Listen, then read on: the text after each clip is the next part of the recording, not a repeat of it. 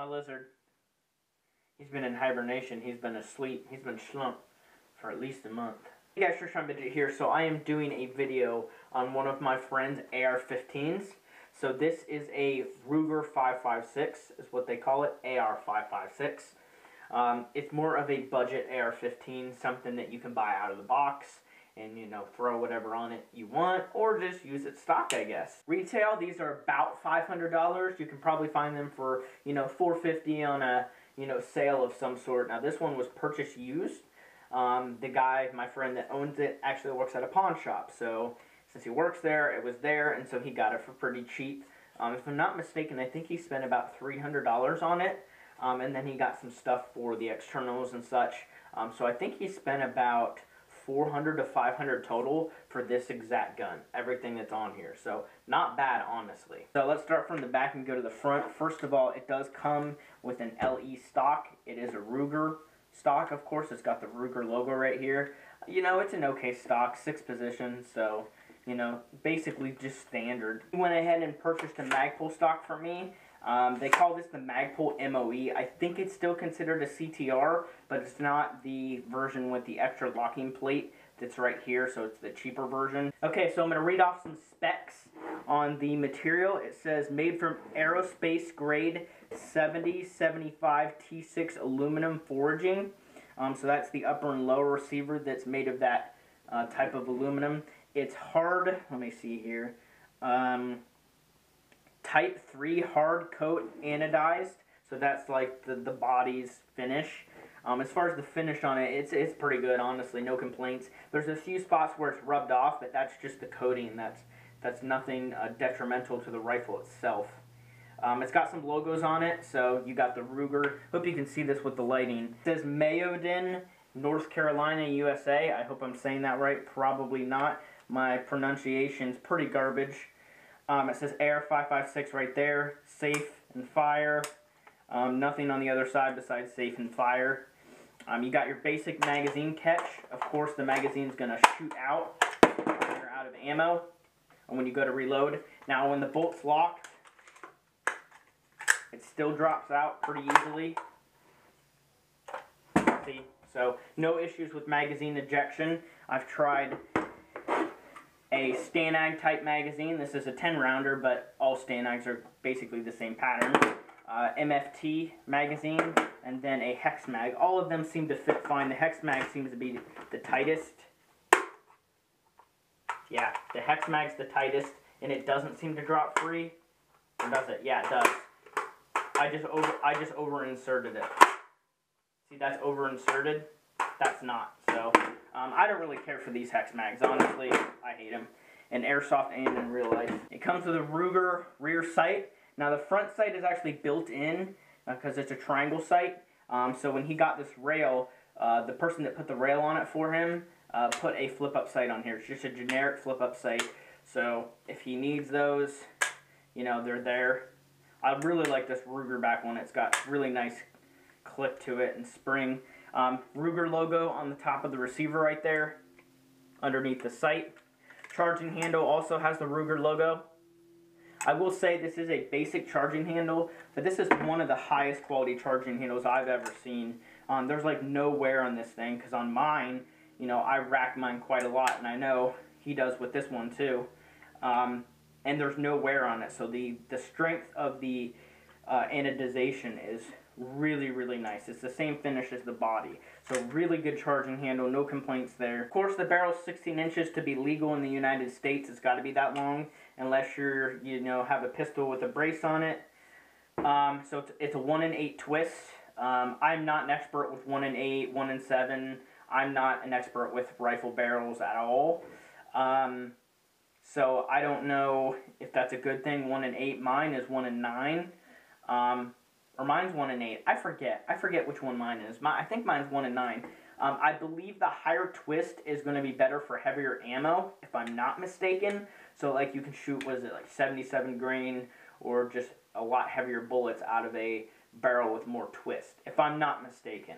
If there's anybody that knows that information and I'm wrong, go ahead and tell me. The flash hider on here is interesting. It has ports all the way around, so if you're prone and you're shooting this, and there's dirt, the gas is probably going to escape all out the gun, out of the front of the gun, including the bottom, and it's probably going to kick up dust and dirt. So this might not be a rifle that you want to shoot in the prone. So I was just looking through some places on my phone to see where they are sold for. Most of them are going for $500 to $600.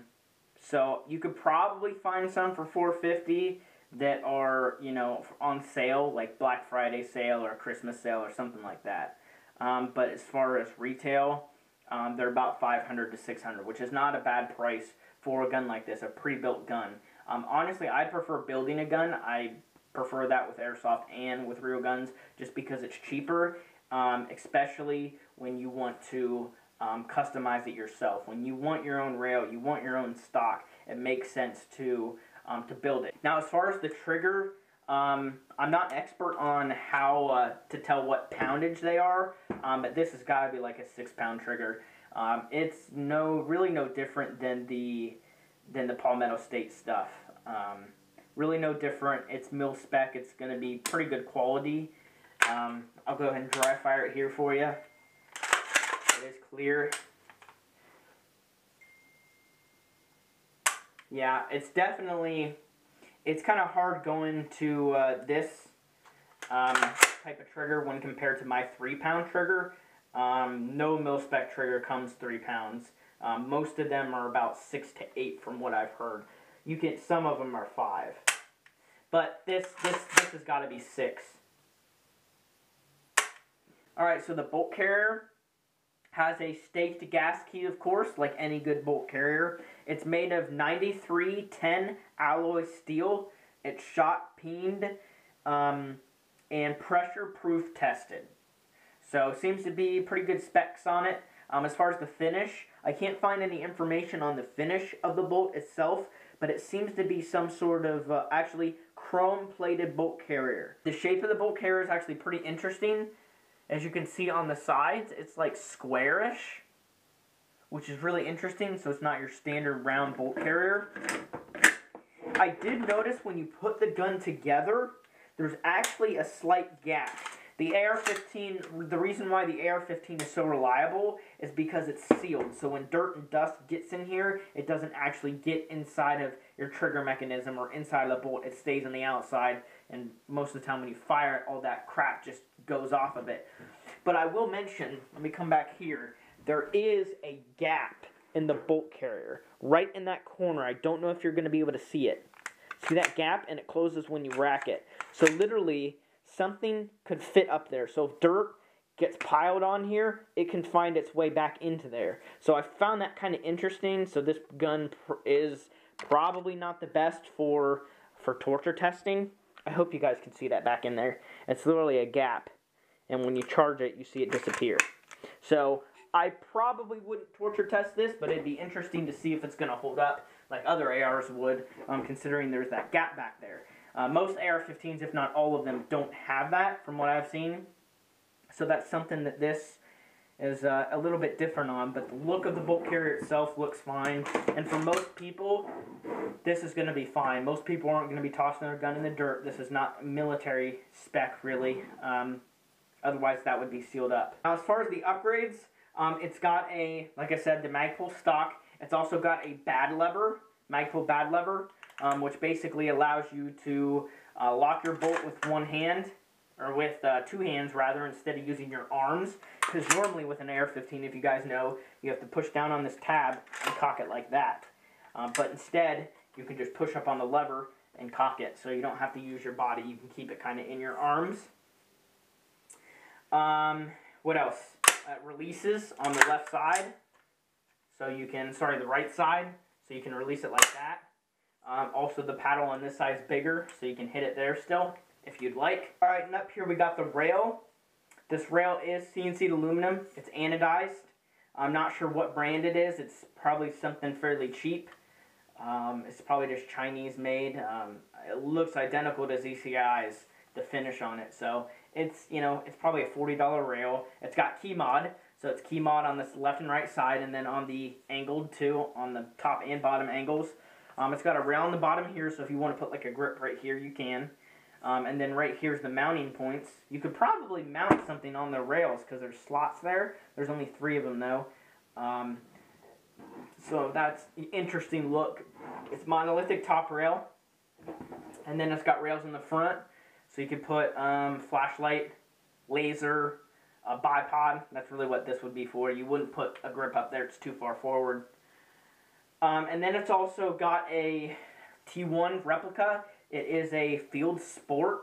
So they make red dots for real guns. Technically this is for a real gun, but they retail for $20. So insane bargain on these red dots. The red dot's $20, and then the mount's about $10. I got them from 2 different places. I think I got free shipping on both of them on eBay.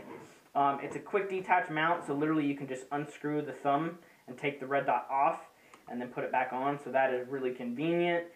These are the UTG risers. I get the medium profile. That's what I get. I have 4 of these, three of them, not including this one because this is not mine. So I have 3 of these myself. The Field Sport red dot seems to be pretty good. It is only red. It's not red and green. It's just red.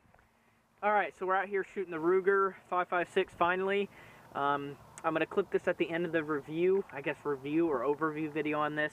Nothing's changed besides, I think, the bad lever. I can't remember. Yeah, I think it was the bad lever is the only thing that changed. The red dot was on here. We got it sighted in, so that's good to go. Also, the Magpul furniture is actually new. So the Magpul stock and Magpul grip, that was not on here before. So there is going to be a new magazine catch on here. It's a square, just basically bigger. Let's just go ahead and shoot it. There's 10 rounds in here. I think these are actually reloaded. I got these from somebody and they said they weren't reloaded, but I showed pictures to some people and they thought it was reloaded. So it's just kind of random ammo. It is brass though. All right.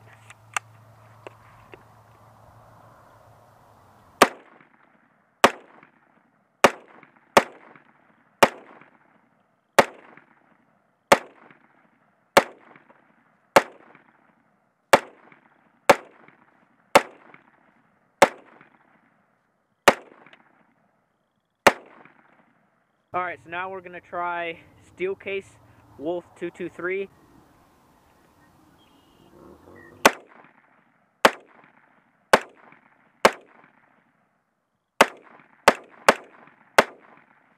Got more Wolf out of a MFT magazine.